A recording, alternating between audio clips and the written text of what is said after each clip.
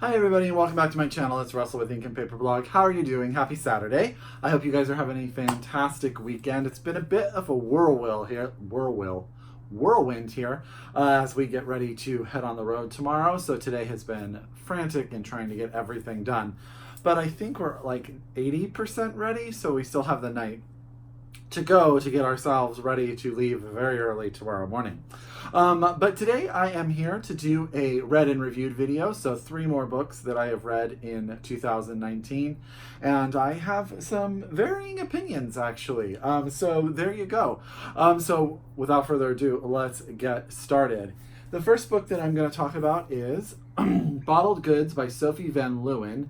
This is out by Fairlight Moderns. I actually had to get this book off of Book Depository because it is not actually published here in the US yet. Now, Sophia is a Romanian author who is publishing in English. I don't remember, let me see. She was born in Romania, but she now lives in Germany. That's right. I remembered she had moved. I couldn't remember exactly too. This book is currently longlisted for the Women's Prize for Fiction. This is the story of Alina and her husband. So at the very start of the book, we meet a couple in Romania. Alina, she has met this man. They are very much in love. They get married. And they have sort of this bright, optimistic future ahead of them. However, as communism has rolled into Romania and things have definitely changed politically, Alina's brother-in-law goes to France on a visa and never returns. And what winds up happening is that Alina and her husband now become persons of interest, and their lives drastically change. Her husband is put in a job that is very far away from where they live, and a job that he is completely overqualified for. And her life and sort of the scrutiny that goes on is very different. So their relationship changes very much. So this book is very much about how the government of Romania affected people's lives. And what's interesting is Alina has an aunt who is sort of politically relevant and has power and pull, and sort of can keep us informed with what's going on and also help Alina while they are in trouble in certain times. The issue I have with this book is, one, it's a little bit too slight. Sophie is known mainly as a flash fiction writer until this novel, so this is really a bunch of flash fiction pieces that have been sort of pieced together into a narrative form, but I never felt like I got 100% there. There's also sort of this magical realism element to the novel, which I'm not going to give away for you guys. I'm not going to talk about it in its specificity, because I want you guys to sort of, if you want to read it, I want you guys to sort of get it on your own. But for me, it didn't quite make sense. I couldn't quite figure out how all of the pieces went together. I didn't not enjoy the book. I definitely read it. It's a quick read. I think Alina and her story are interesting. But I really just needed it to almost be a bit more. Like, I needed a little bit more substance to the overall arc. I could have used a little bit more historical points of reference. I could have used a little bit more building of the framework of the novel. And that's on me, probably because I'm just not familiar with the political system in Romania, and I could have done my research. But as a reader, I just sort of always felt like I was missing a piece of the puzzle.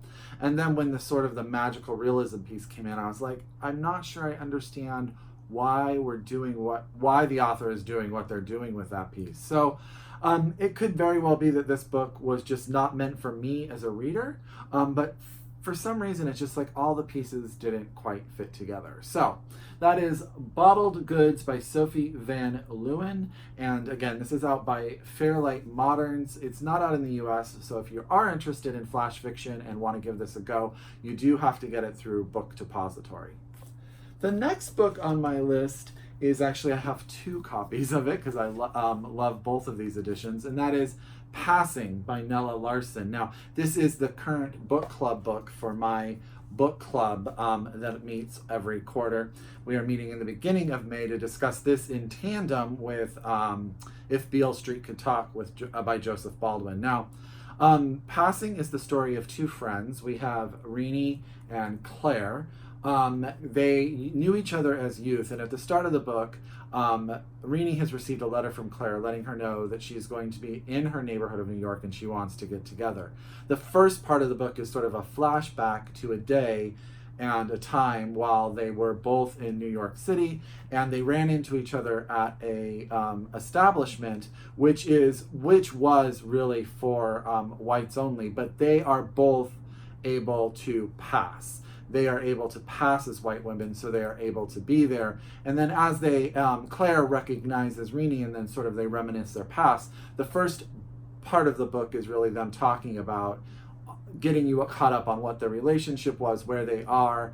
We find out that Claire is married to a white man who does not know that she is part black, and that Renee is not. Irene is, that's her nickname. She is married to a black man, and they live in Black Harlem. And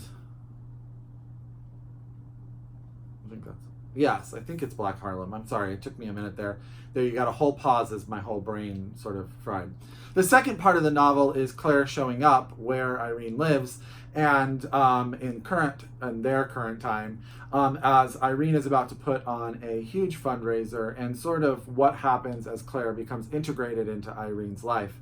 And there's always sort of this trepidation, so that Irene she's part of the black community in New York, and she is passing, as in she could go into white public and people would not think that she was black. However, Claire is passing in the fact that she is actually living the life of a white woman, where her husband and people in her life do not even know that she is part black.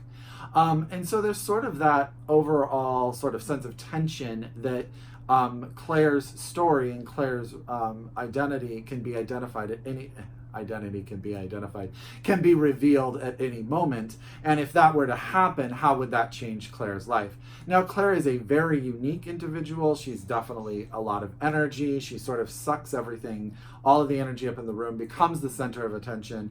So Irene sort of has this inward jealousy that goes on. Now, I really think that Nella Larsen is a fantastic writer. I think there are many beautiful passages, and this is going to sound strange coming from me, because I like a plotless book. But sometimes in the first 2/3 of this book, I felt a little bit like we were just wandering around, and I didn't know the direction we were headed. It's not that I needed more plot, I just probably needed a little bit clearer idea. It was really just sort of a conversation. Irene is our narrator, and sometimes it felt a little bit to me all over the place. And then really the last third of the book, where sort of the tension picks up, became a little melodramatic. And I was just like, okay, the tone shifted a little bit. And once that sort of happened, I lost connection to Irene and Claire. And I kind of was just sort of flipping through the pages, reading the pages, wanting to know what was going to happen next. It didn't all sort of mesh together. Now, I really, really liked this book. This is a solid 4 stars for me, but I did have a few issues with it in those ways. And I definitely think Nella Larsen, I know that she's published other things. I definitely want to read them. And I definitely think Passing is a book that I may have to go back to and reread in an attempt to sort of maybe get the overall meaning of it again. But I will also say this book had a huge amount of hype for me. Everyone I knew who knew that I hadn't read it told me I would absolutely love it.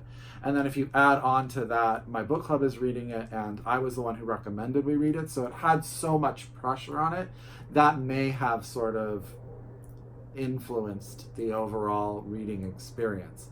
So I recommend it. Definitely think if you haven't read Passing by Nella Larsen, you absolutely should. But there you go. Sort of an honest opinion off the cuff there. Last but not least, we are going to veer totally out of, and we're going to go to YA fiction. This is The Missing of Clairdelune by Christelle Dabos. This is translated from the French by Hildegard Surreal. Now, this is the advanced reader's copy from Europa Editions.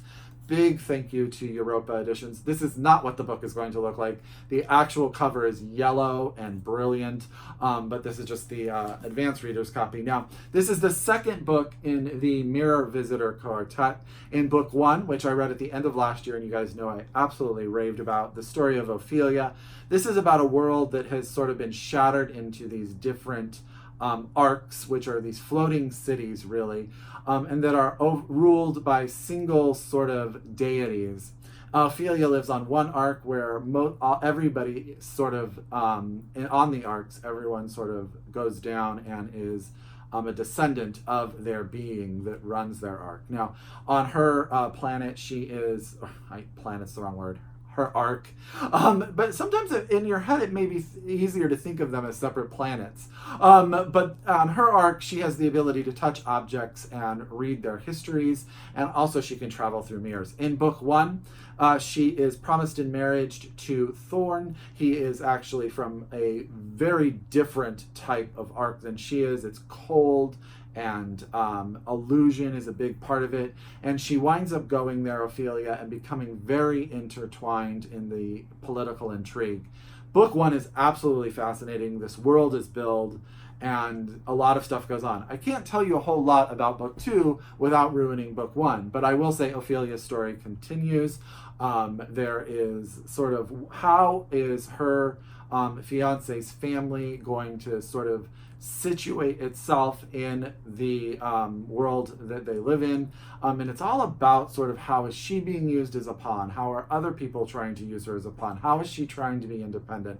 That is really what both books are about. I thought book 2 was actually better than book 1, I think because the story, the worlds had already been built for me, and even though in this book we do get a lot more of the history of sort of how this world came into being, it was more about the story in that sense. So the first book, you know, I absolutely loved it, highly recommend it. I think book 2 got better, and I cannot wait for book 3.